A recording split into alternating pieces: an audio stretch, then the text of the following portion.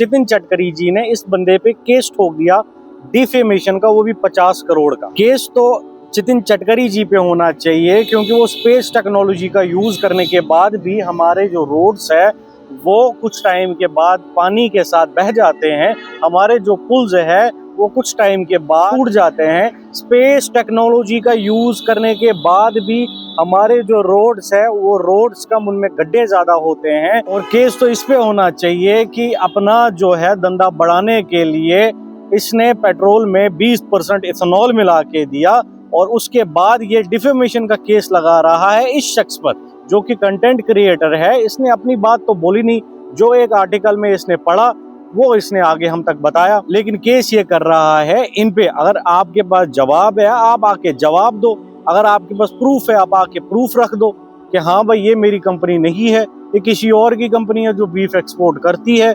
उसकी जगह तुम एक कंटेंट क्रिएटर पे 50 करोड़ का डिफेमेशन केस लगा रहे हो, उतनी तो इसकी प्रॉपर्टी की वैल्यू नहीं है जितना ये डिफेमेशन का केस इस शख्स पे ठोक रहा है। और ये बंदा डिफेमेशन का जो इसने केस इस पे किया हो, ये बंदा 50 करोड़ कहाँ से लाएगा? कंटेंट क्रिएटर जो गवर्नमेंट के खिलाफ अगर 4 शब्द भी बोले, ब्रांड तो पहले उससे भाग जाते हैं। तो तुम्हें लगता है कंटेंट क्रिएटर के पास इतना पैसा होगा कि 50 करोड़ का वो डिफेमेशन तुम्हें दे दे?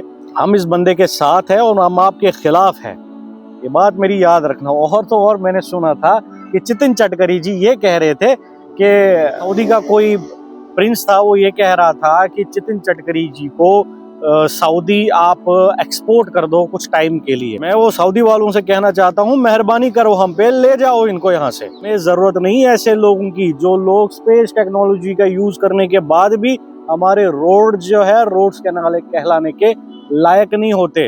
इतना टैक्स वसूल करने के बाद भी हमारे रोड्स का बेड़ा गर्क होता है। तो बाकी इस वीडियो को ज्यादा से ज्यादा शेयर करो ताकि ज्यादा से ज्यादा लोगों तक पहुंचे और इस शख्स को जो है इंसाफ मिल सके। जो आवाजों को दबाने का काम करते हैं उन लोगों का मुंह बंद हो सके।